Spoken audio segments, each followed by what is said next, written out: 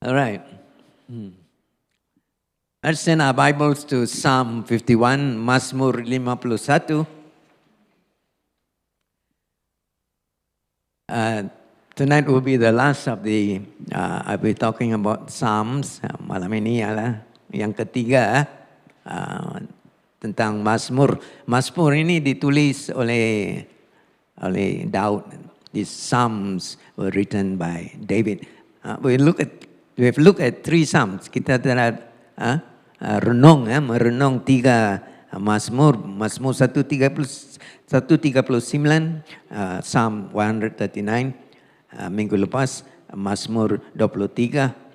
Last Friday was Psalm 23. And tonight is Psalm 51. All these are famous David Psalms. Ini UP mana-mana yang tiga Daud tulis banyak-banyak Mazmur. Tapi yang tiga Mazmur ini amat dikenali ramai. Very popular.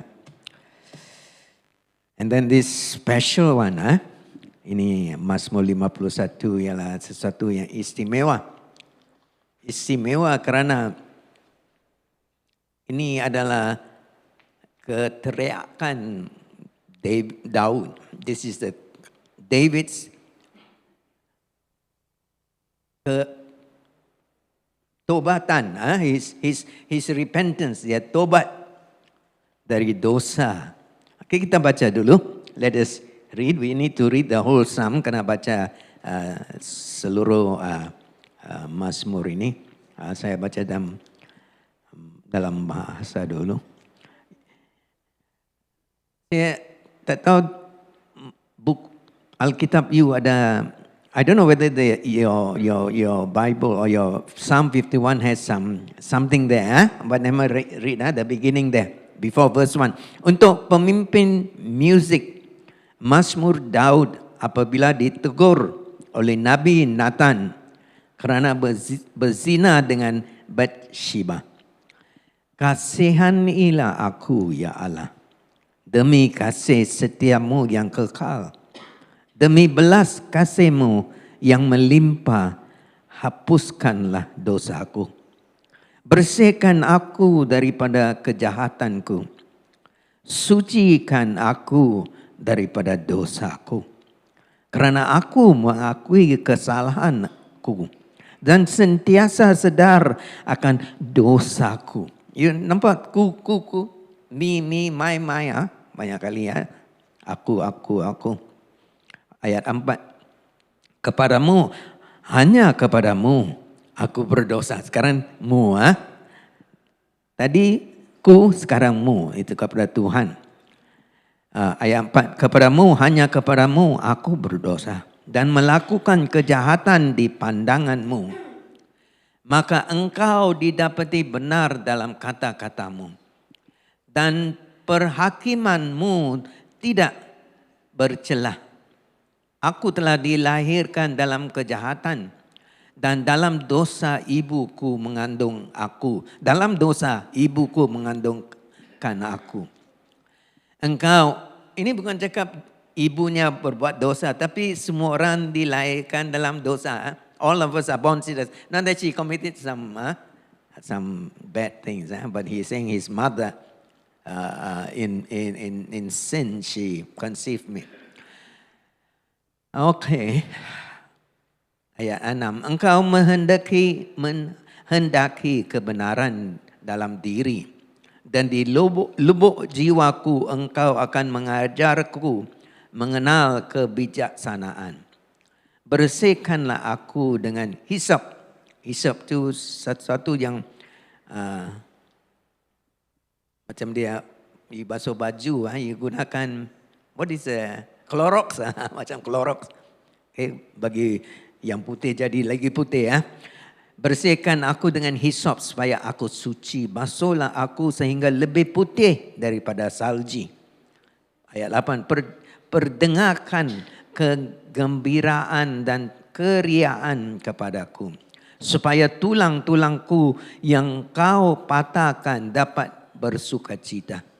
Sembunyikan wajahmu daripada dosaku dan hapuskan segala kejahatanku. Ciptakan hati yang bersih dalam diriku, ya Allah, dan pulihkan semangat wajah dan jiwaku. Jangan singkirkan aku dari hadirat-Mu dan jangan ambil Roh Kudus-Mu daripadaku. Bahagiakan aku semula dengan penyelamatan-Mu dan kekuatan aku dengan roh dan kuatkan aku dengan Roh-Mu yang permurah. Maka aku akan mengajar orang yang ingkar tentang jalan-Mu, dan orang berdosa akan kembali taat kepadamu. Selamatkan aku daripada kesalahan, menumpahkan darah, ya Allah. Allah penyelamatku, maka suaraku akan lantang menyanyi perbenaran-Mu. Ya Tuhan, bukakan mulutku. Aku akan mengisytiharkan puji-pujian bagi-Mu. Kalaulah Engkau bersukacita dengan korban, tentu ku persembahkan. Engkau tidak berkenan akan korban bakaran. Korban, ayat 17, korban untuk Allah ialah hati yang hancur. Hati yang hancur dan sesal. Ya Allah, tidak akan Kau remeh. Limpahkan rahmat-Mu kepada Sion, ya Allah. Binalah tembok-tembok Yerusalem. Maka Engkau akan berkenan dengan persembahan yang benar, dengan korban bakaran.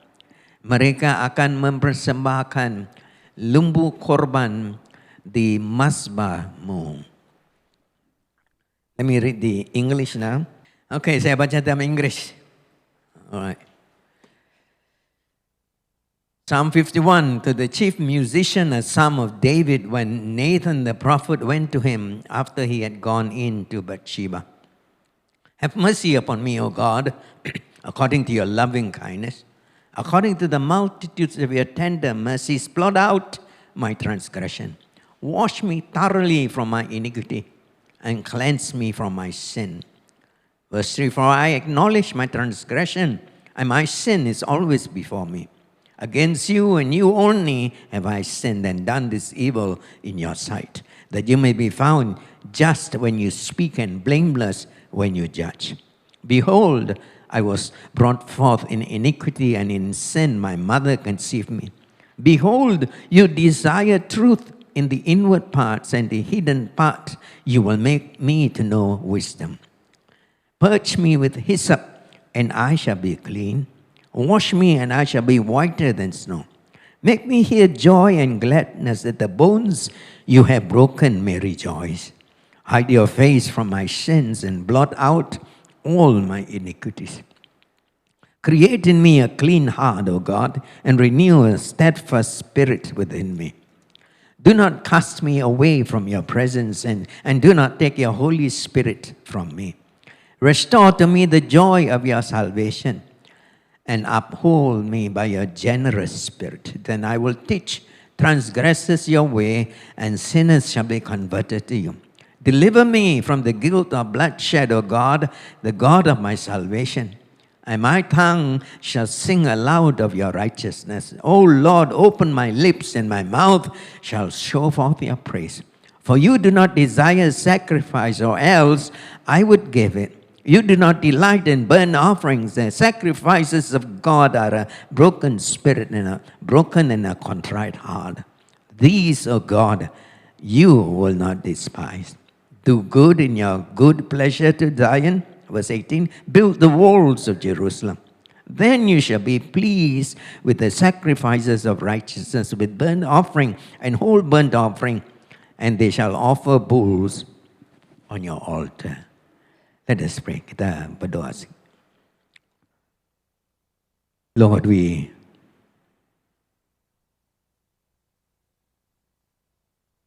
have to acknowledge we understand so little of what David went through, especially with the conviction of sin. Oh Tuhan, kami tidak seperti Daud. Apabila dia berdosa, dia amat bertaubat. Minta Tuhan berikan. Haleluya. Pengetahuan kepada kami. Give us understanding. That we may know you and we may know us. Berikan pengetahuan kepada kami. Supaya kami dapat kenal Tuhan dengan dalamnya. Dan kami juga dapat kenal diri sendiri. Dan kelemahan kami sendiri. Minta Tuhan ampunkan dosa kami. Ask for your forgiveness, Lord. Buka telinga kami. Open our ears. Supaya kami dapat dengar suara Tuhan. So that we may hear your voice. Dalam nama Tuhan Yesus kami berdoa. In Jesus' name we pray. Amen.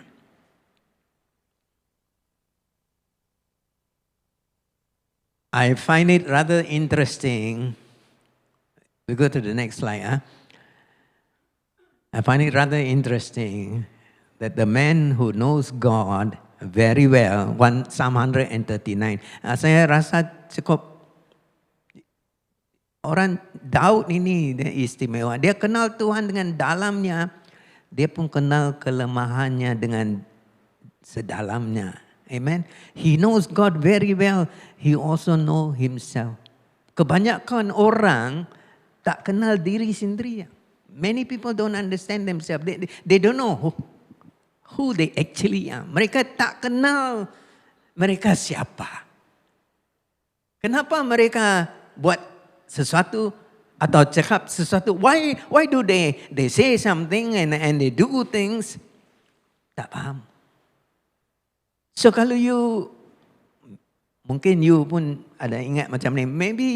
Perhaps you will think like that when you do something wrong. Bila kamu buat sesuatu yang salah, macam mana saya dapat buat macam ni ya?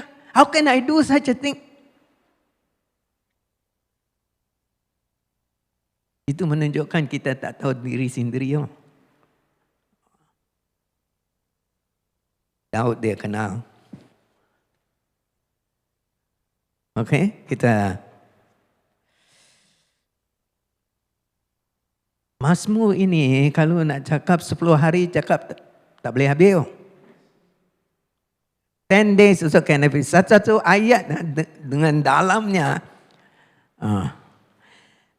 Ada orang tulis buku tebal ni Mazmur 51. Some people there. One person there. Sermon is this. Tapi malam ini satu saja. Saya nak cuba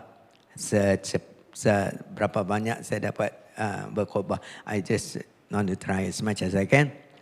Tapi sebelum pukul 10 you boleh baliklah. Okay And go home before 10. Ini permulaan. All of us often do things we don't really like. Kita semua melakukan sesuatu perkara yang kita tak suka. Benar tak? Ada rasa macam tu, buat apa sih buat macam ni? What's more, we do things that offend God. Apatah lagi melakukan perbuatan yang Tuhan benci. Kalau kita seorang Kristian, kita mesti tahu itu. If we are Christian, we will know that. Amen? Kerana apa? Roh Kudus dalam. Roh Tuhan dalam. Because of the Holy Spirit. Amen? Okay? Right, go to the next slide. Daud adalah penulis Mazmur ini. David is the writer. Tapi dia tulis Mazmur ini setelah dia melakukan zina dan pembunuhan. He wrote this psalm after he committed adultery and murder. Kalau dia tak berdosa, mungkin Mazmur ini tidak akan dituliskan. You faham? If he had not sinned, probably we will not have this psalm. I'm not saying it's a good thing he sinned. Bukan saya cakap dia berdosa bagus, bukan. Tapi dari pengalaman, out of experience, he wrote a psalm. Amen? Dari pengalaman. So jadi bila dia tulis Mazmur ini, dia tulis dari hatinya. When he wrote this, he wrote from his heart. Amen? Kita pernah dengar lagu-lagu pop mah. Oh, dia cinta seorang perempuan atau isterinya dengan sedalamnya, tapi tak lama dia cerai dan kahwin yang lain. Lagu popular, semua orang menyanyi. You know, like when you hear songs, some pop song, love, how they, love you and all that, but short time they divorce and marry another one. Atau yang buat Hollywood, dia buat reka cinta, gambar cinta, movie on love, romance movie. Oh, ingat dia betul-betul cinta. Pandai action, tapi semua acting saja, bukan yang benar. Daud tulis daripada pengalaman he wrote. Kalau you nak tahu cerita ini, Samuel 2 bab 11 dan 12. This whole incident can be found in 2 Samuel 11 and 12. I have no time to read. You go and read yourself lah. Saya tak ada masa. Kalau nak cakap tentang itu, pukul 12 pun boleh tinggal, masih berada sini. Okay. So you baca sendirilah. 2 Samuel. Go to the next slide.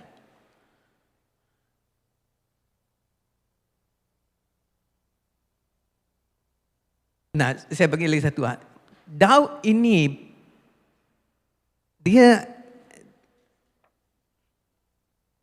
tulis Mazmur ini setahun selepas dia buat barang yang dicaci itu. David wrote this psalm 1 year after the incident. Pada mulanya dia cuba menyembunyikan dosa ini. In the beginning dia ambil isteri orang lain. He took somebody's wife. Dia berzina, he had adultery. Dan bila perempuan ini telah ada anak, bukan pregnant, mengandung, dia bunuh laki perempuan itu. He killed. Bukan dia gunakan pisau, tapi dia hantar dia pergi melawan. Letak dia dekat musuh-musuh, bagi musuh bunuhkan dia. So kira macam Daud sendiri yang buat perkara yang celaka itu. So it was as though David is the one who took the knife, even though he didn't put the knife into the man. So dia sembunyi. Initially he tried to hide. 1 tahun dia sembunyi. 1 year he kept quiet. Mungkin dia ingat Tuhan pun sudah lupa 1 tahun. Ya, kadang-kadang kita berdosa, kita buat sesuatu yang 1 minggu lepas kita dah lupa dah. Sometimes we do something not good 1 week after forgotten. Mungkin dia ingat Tuhan lupa lah 1 tahun. 1 tahun dah lama lah, mungkin Tuhan pun lupa. Tapi Tuhan tak lupa. But God was watching. So di sini kalau you baca tadi Tuhan buat apa? Tuhan hantar. Tuhan mengutus Nabi Nathan pergi tegur Daud. God sent the prophet to confront David. Dan dia gunakan satu cerita. Saya pun tak ada masa nak cakap tentang cerita ini. Pasal itu kira panjang sikit. I don't have time to tell the story. But the prophet used some reverse psychology. Dia gunakan psikologi. Dia buat cerita, reka satu cerita. Dia tak terus, Daud, you trouble. Dia tak ada. Dia reka satu cerita. He didn't directly, right away, straight away, tell him his sin. He use a story. Dia gunakan satu cerita, reka satu cerita. Bila Daud dengar cerita ni, dia nak hati panas, marah dia. Macam mana orang itu boleh buat macam tu? How can that man do that? Nathan cakap, you lah orang itu. You are the man. And then bila Nathan cakap macam tu, Nabi cakap macam tu, hati dia macam meletup. He, all the guilt and the sin that he carried for one whole year, the dam burst. Hatinya macam kecai. Dan dia bertaubat dan tulis Mazmur ini. Nah, sebelum kita tengok yang di atas itu, you kalau balik baca, sekarang kita balik tengok ni Mazmur 51 ni, if you look back to this beginning of Psalm 51, dia cakap kepada untuk pemimpin music, to the chief musician. Jadi bila Daud tulis Mazmur, when David wrote this song, this psalm, lagu ini, dia digunakan sebagai satu lagu yang dinyanyikan di bait Tuhan. You faham tak? This song was used as public worship. Jadi Daud tidak apa? Kebanyakan orang bila mereka mula-mulanya sembunyikan dosa mereka, tapi bila sudah tahu, mereka they deny, tak mengaku mereka telah buat salah. Daud tak sama. Ya, walaupun pada mulanya dia sembunyi, tapi bila Nabi itu dah keluarkan apa yang dia buat, dia dengan segala merta dia bukan saja bertaubat, dia tulis lagu ini dan berikan lagu ini sebagai satu lagu untuk dinyanyikan di ramai orang Israel. That this psalm becomes a song of worship. Amen. Jadi kita boleh gunakan Mazmur ini. We can use this song. Ya, bukan Daud tak malu. It's not that he was not ashamed. Dia cukup malu bila dia tahu, Tuhan dah kenalkan semua ini. He was ashamed. Tapi dia tak sembunyi. Bila bila tempayan itu pecah, dia tak sembunyi. When the whole thing broke, he didn't hide. Kalau baca ada orang Kristian bila mereka ditangkap, tangkap buat sesuatu yang jahat, mereka tak mengaku. Langsung tak mengaku. Sampai bila-bila pun tak mau mengaku. Daud bukan macam ni. David wasn't like that. Okay? Alright, kita tengok empat komen. Four comments. Sooner or later, every sin will be exposed. Lambat laun setiap dosa akan terbongkar. You tak boleh sembunyi. Walaupun you sembunyi berapa, ni raja you tahu. Dia boleh sembunyi. No. Itu Nabi gunakan cerita, kalau dia terus, Daud, you mungkin Daud potong kepalanya. You wouldn't know. David could probably have killed the prophet, So the prophet used the story. Dan terbongkarlah dosanya. The sin became exposed. Okay. Apa saja yang tersembunyi akan terungkap. Tidak kira berapa lama ia ditutup. Doesn't matter how long is hidden, it will be exposed. Amen. Macam Macam mana Tuhan bongkarkan dosa seseorang Kristian atau seseorang manusia? How does God expose? Dia gunakan kawan. Ada kala dia gunakan kawan. Sometimes he use a friend. Ya. Nathan ini kawan Daud dia tahu. Nabi ini kawan Daud. This prophet was David's friend. So kadang-kadang bila kita buat salah, kawan akan tegur kita. Amen. Kalau kita rendahkan hati ya, kita akan terima. Amen. So sometimes God use people, friends. Okay. Ada kala masa sesuatu terjadi, some incident, some event will bring it out. Sesuatu terjadi, terbongkarlah. Atau sesuatu cerita membukakan mata kita. Or sometimes a story will open our eyes. Amen. Haleluya.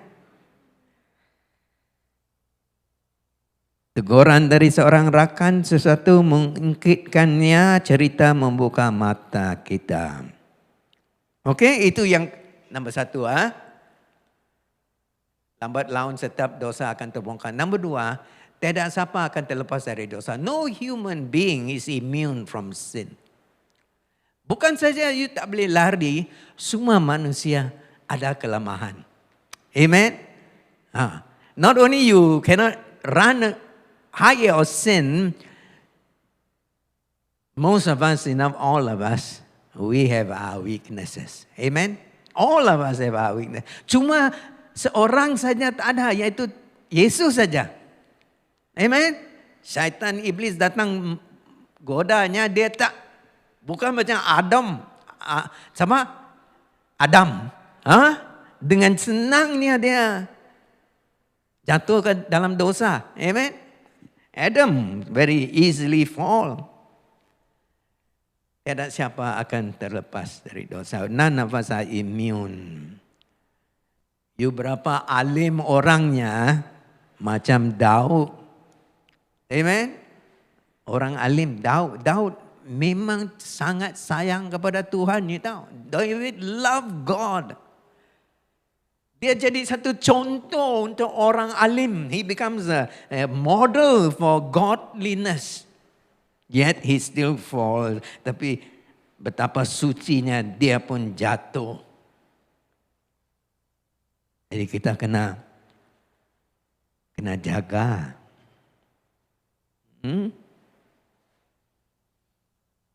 Soalan saya nak tanya kepada kita semua. Betapa berhati kita dengan dosa. You ada perhatian dosa. Oh ini kalau saya tak jaga, saya boleh jatuh. Oh, this weakness, this sin. If I'm not careful, I will fall. Ya? Kalau you ada hatikan, if you watch, kalau you dengan jaga, you mungkin tak akan jatuh. Amen. If you watch, if you are alert, if you are sober, ya ini kelemahan saya tapi saya jaga. Kadang-kadang boleh lupa ya tahu. Masa itu syaitan iblis datang menggoda you. And Satan will come and tempt you. Tapi kalau you cukup alert, cukup berjaga-jaga. Kelemahan saya jaga. Bukan saya kekuatan saya tahu. Tapi kelemahan saya pun tahu. Kalau saya atau you dengan saya, kalau kita macam itu, kita tak perlu jatuh. Amen. You tengok buah itu tapi tak ambil buah itu makan. Bukan macam Adam dengan Hawa. Dia tengok buah cukup. Dalam 100 pokok pohon dalam taman itu, satu saja dia tak dapat makan. Only one they can't eat. Mereka tak, Tuhan cakap, yang lain semua boleh makan. Ini satu saja you tak boleh makan. Tuhan adil tak? Adil. Kalau Tuhan cakap satu saja you boleh makan, 99 you tak boleh makan. Tuhan tak adil lah. Tapi Tuhan cakap 99 you boleh makan satu saja. Tuhan cakap jangan makan, dia nak makan. So perempuan itu tengok buah, wah cantik. Sekarang musim durian lah. Wah cantik.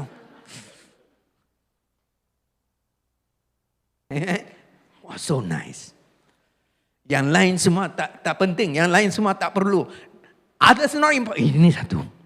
Ini yang Tuhan cakap tak boleh makan, saya nak makan. Ini cerita macam anak kita, cakap tak boleh dia nak. Okay. Dulu saya pun anak juga. Just like a story of our children. Okay? Okay, kita. Next slide. Itu kenapa tobatan itu cukup penting. You know why repentance is important? Kerana dosa itu mempengaruhi keseluruhan individu. Sin affects the whole person.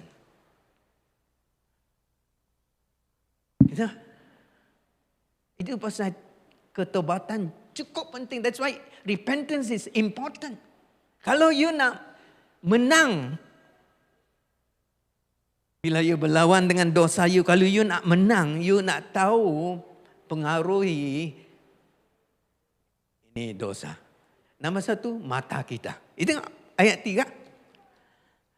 Itu saya cakap, kalau nak cakap panjang, boleh cakap panjang. Tengok ayat 3, dia cakap apa? Kerana aku mengakui kesalahanku dan sentiasa sedar akan dosaku. Dia, walaupun dah setahun lepas, sekarang dia sedang bertobat. Tapi tiap-tiap hari dia tengok dosa dia depan matanya. Okay? Mata. The eyes. What does he say in English? I mustn't forget the English. I talk too much bahasa, I forgot the English. I thought I already spoke. Verse 3, I acknowledge my transgressions, my sin is always before me. Number 2, fikiran. Number 2 is the mind, verse 6, ayat 6. Engkau menghendaki kebenaran dalam diriku dan di lubuk jiwaku engkau akan mengajarku mengenai kebijaksanaan. Okay? Cakap tentang fikiran. Has to do with this mind. Behold, you desire truth in the inward parts and the hidden part you will make me to know wisdom. Dalam bahasa Inggeris, tahu wisdom is pengetahuan. Okay? So you tengok dalam lawan kita dengan dosa, fikiran kita macam perempuan itu tengok, wah cantik, lebih dia tengok, lebih dia nak. Itu pasal tu Tuhan Yesus cakap mata jangan tengok lebih sangat. Kalau you lebih pada tu, you kena tangkap, jatuh. Don't lust over some things. Your eyes will fail you, which is also the mind, fikiran. Lebih you fikir, lebih senang jatuh. Syaitan dia, Tuhan cakap you tak boleh makan. God say you cannot eat. Dia cakap macam Tuhan langsung tak bagi dia mereka dua makan. The devil comes and the way he comes as though God is not giving them any food. Yang ketiga, telinga dan bones. Telinga dan tulang, ears and bones. Ayat 8. Verse 8. Perdengarkan kegembiraan dan keriaan kepadaku supaya tulang-tulangku yang kau patahkan dapat bersukacita. Dia cakap apa? Kegembiraan, keseronokan bila dia berdosa semuanya hilang. He lost his joy. Make me to hear joy. Bukan saja rasa kegembiraan, dengar kegembiraan. Not only to feel but to hear joy. Make me to hear joy. Amen. Kadang-kadang dengar cerita yang bagus, seronok ya. Telinga amat guna ya. Dan tulang. Bila dia setahun dalam dosa for 1 year in his sin, tulangnya pun kering. His bones dried up. Dia boleh rasa kesakitannya hingga ke tulang. He can feel the pain. Itu kesakitan tulang cukup sakit. The bone, the pain that you feel in your bones can be very, very painful. Kalau seseorang dia dapat kanser tulang, sangat susah. Dulu saya dengan Joe and I, we went to visit this woman. Jumpa seorang perempuan ini di hospital, dia ada kanser tulang.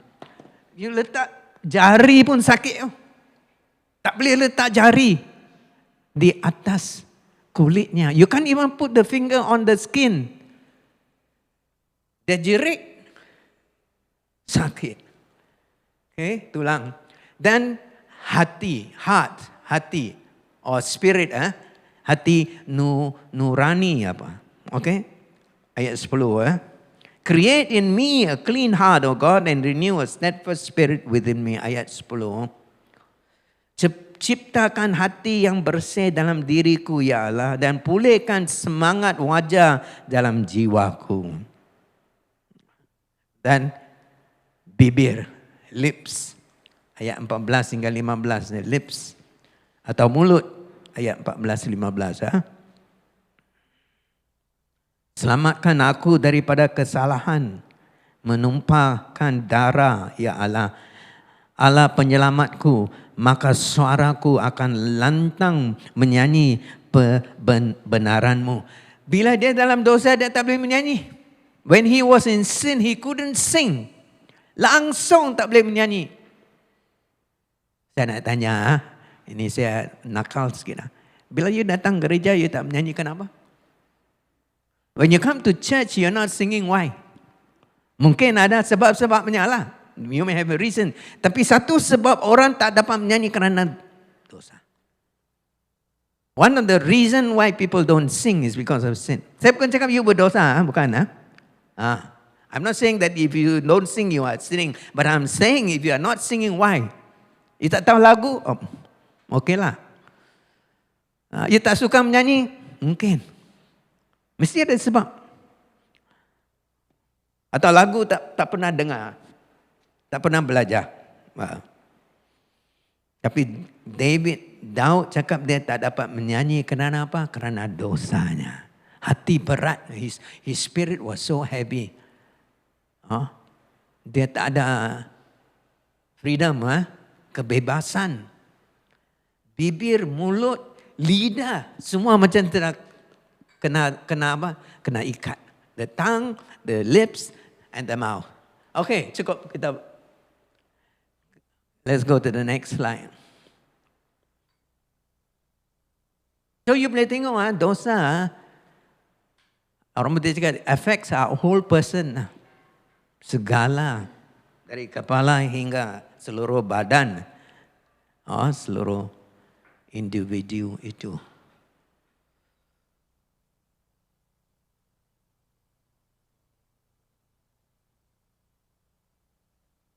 Dalam setahun ini, Daud, dia rasa dia macam, dia bukan Daud, dia rasa dia macam orang lain. This whole 1 year, David, when he was not confessing, he didn't repent, he was hiding his sin, he felt as though he was another person. Kenapa? Dia rasa macam dia, itu dosa boleh buat kita macam lain orang. Sin can make us another person. Saya nak cakap, kalau you pergi banyak gereja, dia orang tak cakap tentang subjek ini tau. You go to many churches, they won't be talking about Tapi kalau you betul-betul nak keseronokan, you kalau faham dosa. If you go to some churches, I would say many churches, they won't be talking about this. They will talk how to be happy, how to earn money. All that are important. Macam mana you nak jadi orang, macam mana nak jadi orang kaya. Ada gereja, banyak gereja cakap tentang ini. Tapi tak semestinya cakap tentang dosa. Tapi saya cakap dosa kenapa? Kerana kalau kita faham dosa kita, kita amat syukur kepada Tuhan Yesus. If we understand sin, we'll be really grateful. Amen. Kerana dosa kita kalau tidak diampun, bawa kita ke mana? Ke neraka. If our sin are not forgiven, if Jesus didn't die, kalau Yesus, kalau dia tak datang dan mati atas salib, langsung kita tak ada keselamatan. We have no salvation. Semuanya ke jalan neraka. All going to hell. You faham? Jadi kalau you faham dosa, if you and I understand what a great problem sin is, kita akan bersyukur kepada Yesus. Amen. We'll be thankful to the Lord. Number 2, kita akan belajar macam mana saya nak menang kelemahan saya. Then we will learn how to overcome our sin. Mungkin you pada awalnya you lawan you jatuh, tapi akhirnya you akan menang. Amen. In the long run you shall win over your sin. Hallelujah. Ada orang kelemahan mereka lebih daripada orang lain. Some people their weakness are more. Saya ada seorang dulu dia pengisap dada. 13 kali dia masuk kepada ni center nak melepaskan dada. 13 kali masuk keluar.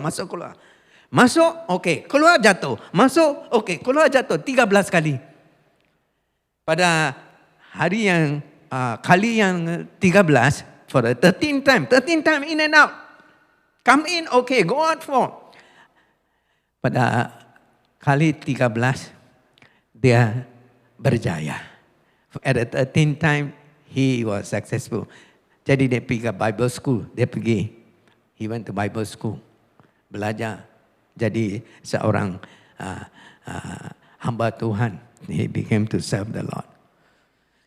Dia cakap dalam seminari, dalam college, lain orang biasa belajar 2 jam, dia kena belajar 4 jam.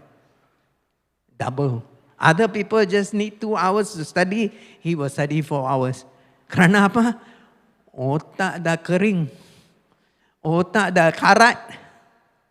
So gunakan banyak tenaga. Use a lot of strength and effort.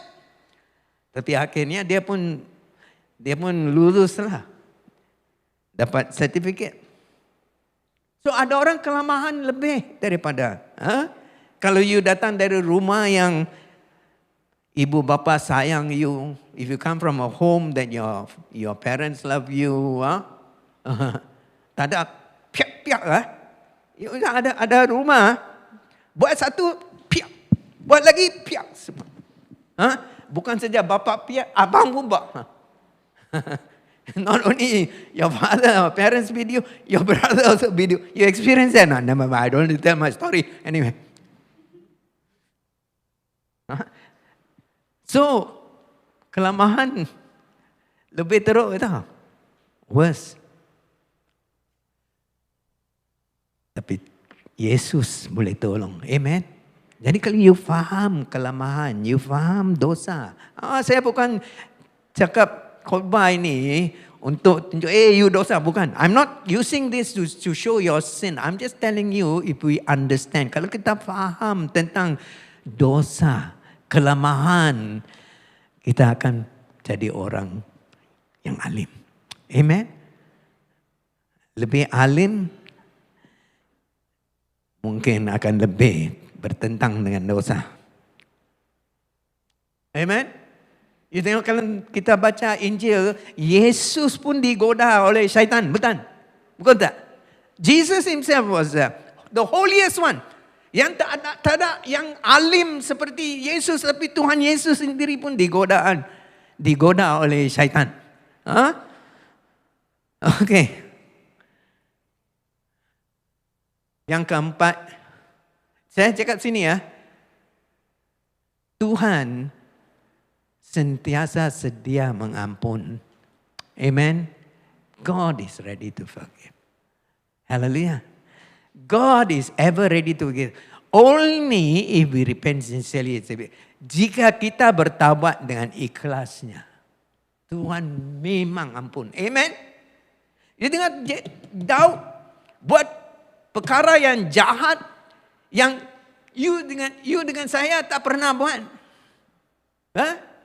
Siapa di sini telah berzina, tak mau tanya. Atau bunuh. Tapi dia pun dapat diampunkan. David did such terrible, horrible things.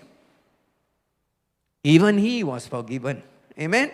So saya cakap di sini, bagi satu advice, the sooner you repent, the better for you. Secepat mungkin kau bertaubat, semakin baik. Amen. Kalau you cepat bertaubat, dosa itu tak pegang. Amen. The faster you repent, sin cannot hold you. Macam Daud 1 tahun, David for 1 year. Dia jadi macam, dia tak pernah bunuh orang. Yang dia pernah bunuh ialah Goliath lah. Dia bunuh sendiri orangnya sendiri. He murdered his own soldiers.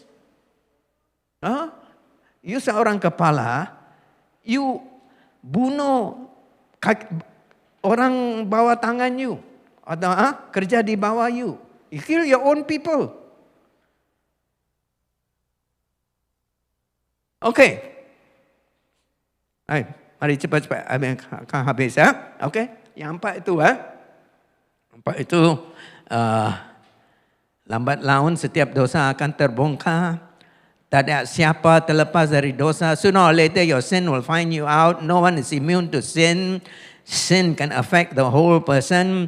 Dosa akan pengaruhi keseluruhan kita, nyawa kita, diri kita. Yang keempat, Tuhan sentiasa sedia mengampunkan. Amen. Tuhan kita memang baik, you faham tak? Haleluya. Bila saya mengaku dosa saya, masuk ke dalam tempat center untuk mengatasi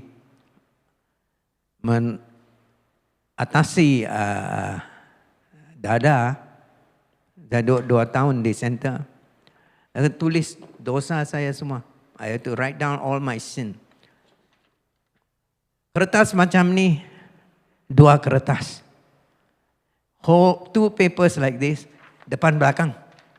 Itu pun tulis tak habis. Banyak dosa. Cakap pun malu. Tuhan ampun. Amen. Tuhan memang baik. God is good. Amen. Amen. Let's get on very quickly. Let's come. Next slide. Faham tak? You understand? It's difficult for me to preach. I almost never finish this sermon, you know. Sama sakit. Sit down, wake up. Wah, sakit. Okay. Nah, kita tengok doaan Daud. Doaan taubat Daud merayu rahmat Tuhan. He prayed for God's mercy. You got ayat 1. First verse, have mercy upon me, oh Tuhan, kasihanilah aku, ya Tuhan. Jadi minta Tuhan bersihkan saya. Dia buat 3 doa. Secara ringkas, in summary, 3 prayers. Yang satu, bersihkan saya. Yang pertama, dia cakap, hapuskan dosaku. In English, dia cakap, blot out. You faham? Dosa kita semua dicatat. Ya? Our sin is recorded, you know. You faham tak? So, Daud minta Tuhan, Hapuskan. Erase. He's asking for God to erase, blot out my sin. Hapuskanlah dosaku. Kasih clear. Tak ada tinggal lagi. Tak ada catatkan lagi. Amen. Mungkin mula banyak dosa. Habis Tuhan bersih seputih ini. Amen. Langsung tak ada. Not even a sin. Amen. Darah Tuhan Yesus. Yang kedua, jika bersihkan, wash me. Ayat 2, sucikan saya. Kerana apa? Dia rasa kotor. He felt unclean, he felt dirty. So dia minta Tuhan bukan saja padamkan dosanya. He not only asking God to erase his sin, the record of his sin. He's also asking God to make him holy. Amen. Dulu bila saya bujang, saya selalu basuh baju sendirilah.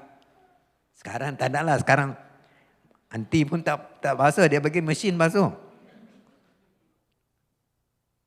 So bila saya basuh baju, when I wash my clothes, saya tahu macam baju ini bersih tak? You tahu saya gunakan apa? Saya dah rendam dalam air banyak kali. Dah sabun semua dah habis. Saya ambil dia. Kalau bersih lah. Amen. When I can smell the clean, bersih tu you boleh. Dia ingat, sucikanlah saya. Amen. Bila kita berdosa, kita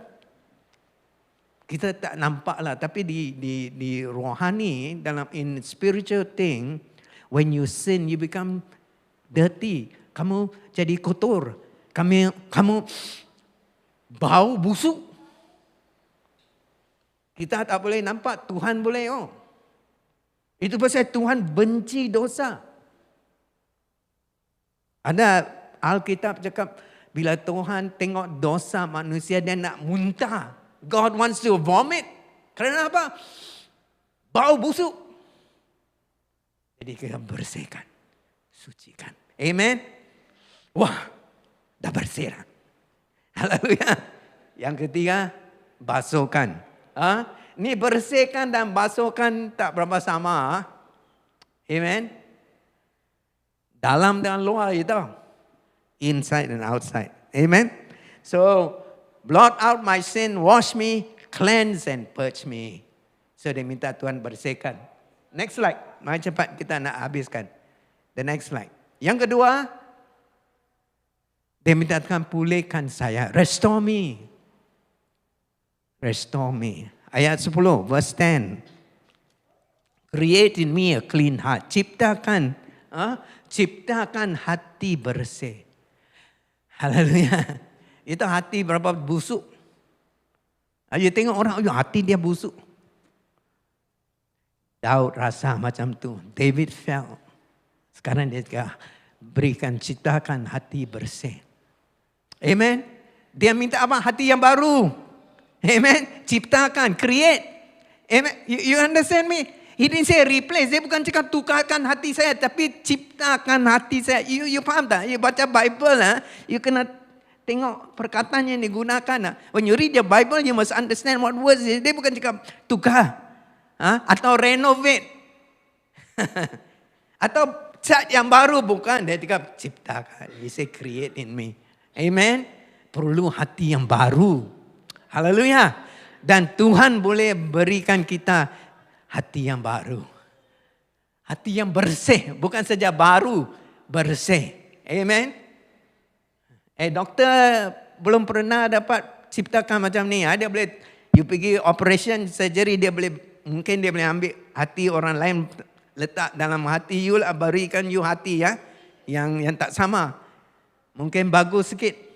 Tapi dia tak boleh ciptakan hati bersih atau hati baru.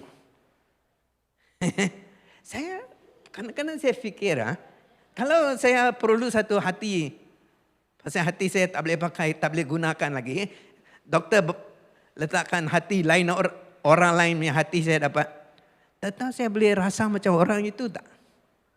If God give, let's say if I had need a surgery for a new heart and doctor put a new heart in me, heart transplant, tukarkan hati ya. Saya fikirlah, tak tahu betul tak betul lah, tanya doktor, mungkin nurse, misi tahulah nurse.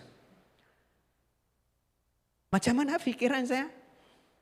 Adakah saya fikir orang Tuhan punya hati itu?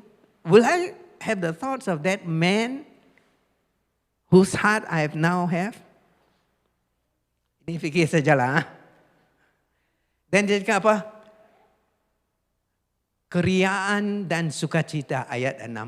Berikan saya. Dia cakap, mula dia cakap pulihkan semangat. Give me a semangat. Kadang-kadang kita tak, lagi 5 minit saya akan habis.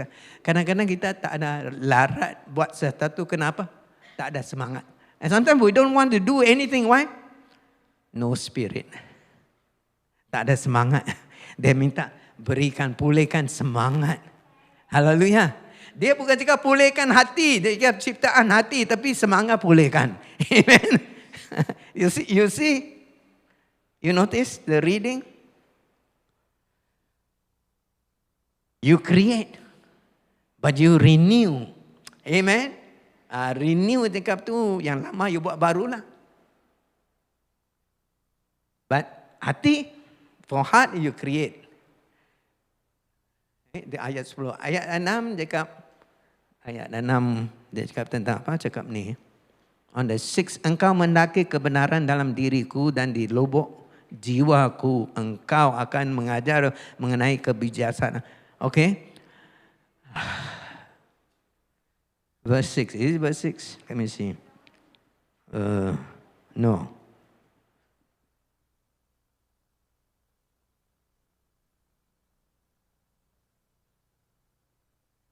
Actually it's verse 8. Ayat 8 lah, bukan ayat 6. Ayat 8. Salah sikit sana. Perdengarkan kegembiraan dan keriaan kepadaku, supaya tulang-tulang aku yang kau patahkan dapat bersukacita. Tuhan telah patahkan tulang dia. Kerana dia simpan dosa tu. Sekarang dia, tulang tu dapat disembuh. Dan jika lidah, bibir, mulut 14. Dia nak nyanyi balik. Okay? Dan dia minta Tuhan berikan hati yang hancur. A contrite heart. Amen. Ini kira rendah hati. Humble. Humility. Amen. Tak megah. Oh, saya orang kuat. Dia tahu kelemahan saya orang lemah. Kalau tak ada Tuhan, langsung apa pun tak dapat buat. If I'm weak, if without God I can do nothing. Jesus ini cakap, apart from me you can do nothing. Kalau saya tak ada, you langsung apa pun tak dapat buat. Amen. Semuanya datang dari Tuhan. Okay, so dia minta bersih. Nombor 2, pulihkan. Dan ketiga, kita akan habislah. Next slide. Use me again. Pakailah saya sekali lagi. Ya, Daud itu adalah hamba Tuhan. David was God's servant. Amen. Nah, you tengok 13 ayat 13 dia cakap apa? Maka dia cakap 12, bahagiakan aku semula dengan penyelamatanmu dan kekuatan aku dengan rohmu yang pemurah. Maka aku akan mengajar orang yang ingkar tentang jalanmu dan orang berdosa akan kembali taat kepadamu. You know what is he saying? Verse 12 said, restore me the joy of salvation, uphold me by your generous spirit, then I will teach transgressors your way and sinners shall be converted. Dia cakap apa? Saya akan ajar, bukan orang alim. Saya not qualified to teach righteous people. Saya tak ada itu qualified, tak ada. Dapat mengajar orang alim, tapi orang apa? Ajar orang yang ingkarmu. Amen. At least I can teach the sinners. Saya boleh ajar orang macam saya, orang lemah macam saya, orang yang buat dosa macam saya. Amen. And then selepas dia berdoa untuk sendiri, sekarang dari ayat 18 ke atas, dia minta Tuhan beri limpah rahmat kamu kepada Jerusalem, kepada Israel. After personal restoration, he told God to bless other people. Dia bukan berdoa untuk sendiri saja. He's not praying for himself only. Untuk seluruh negara. Haleluya. 18. Limpahkan rahmatmu kepada Sion. Sion, ya Allah. Sion itu adalah negara Israel. Binalah tembok-tembok Yerusalem. 19. Maka engkau akan berkenan dengan persembahan yang benar, dengan korban bakaran. Mereka akan persembahkan lembu korban di masbarmu. Haleluya. At your altar.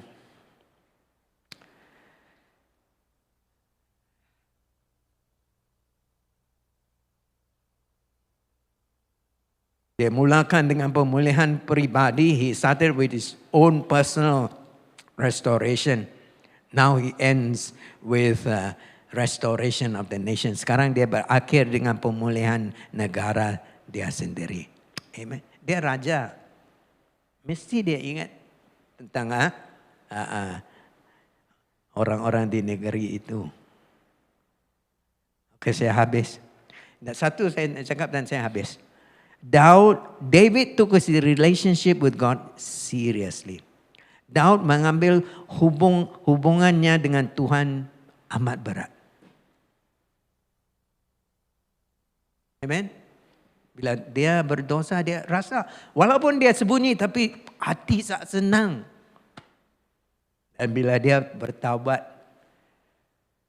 sekali lagi dia dengan Tuhan hubungan rapat. Amen. So dia ambil dengan berat hubungannya. Saya harap kita semua pun samalah. He took his relationship with God very seriously.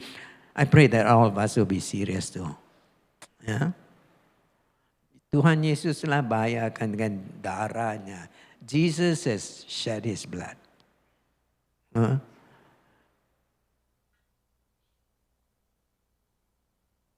Siapa dapat menyelamatkan kita? Tak ada siapa.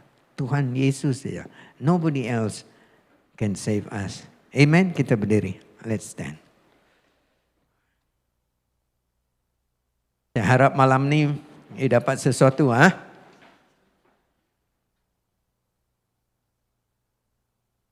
Atau pada pastor cakap malam ini tak faham langsung. Kalau you tak faham dosa itu memang dahsyat. Memang dahsyat. Jadi kita akan ambil kelemahan kita dengan seriusnya. Kita akan bersyukur kepada Tuhan Yesus kerana dia rela korbankan nyawanya. You know, we will take our sin seriously. We will worship the Lord more. Kita akan rendahkan diri, we will humble ourselves. Kita akan berikan nyawa kita kepada Yesus. We'll give our lives to Him. Amen. Dan bila kita tahu tentang dosa, kita kenal kelemahan kita dan kita dapat menang. Dapat menang. Hallelujah. We'll have victory over our weaknesses. Mungkin kemenangan itu lambat akan datang. Perhaps the victory will come slowly. Tapi akhirnya kita akan menang. But in the end we will win. Amen. Lord, we thank you for your word. It's not an easy subject. It's a heavy subject. Oh Tuhan, perkara ini, pengkhotbah malam ini mungkin berat. Tapi Kau Tuhan, Engkau telah menyelamatkan kami, but you have saved us. You nak kami semua jadi orang yang baik, orang yang alim, orang macam you, macam Engkau sekali. You want us to be like you, Lord. Kami mengaku kami ada banyak kelemahan. We have lot of weaknesses. Tapi dengan Yesus dan Roh Kudus, kami akan jalan kemenangan. Lord, with you and your Spirit, we can walk the road to victory. We ask for your blessing. Minta Tuhan berkatilah kami. Supaya kami dekat diri dengan Tuhan Yesus. That we will come close to you. Dapat kekuatan dari Tuhan Yesus. Receive our strength from you. Beri segala diri kamu, nyawa, badan kami kepada Roh Kudus untuk jadi raja. That the Spirit of God will rule over our lives. Oh Tuhan, berikan kami kekuatan supaya kami dapat mengasihi Tuhan Yesus dengan lebihnya. Selama-lamanya cinta Yesus. We love you, Lord, forever and ever. Thank you, Lord. Kami bersyukur. Now may the grace of the Lord Jesus, anugerah Tuhan Yesus, the love of God, kasih Bapa, kasih karunia Bapa, the love of God, dan perkhidmatan Roh Kudus and the fellowship of the Holy Spirit sertai dengan kami semua dalam nama Tuhan Yesus. The fellowship of the Holy Spirit be with us till our Jesus comes back again.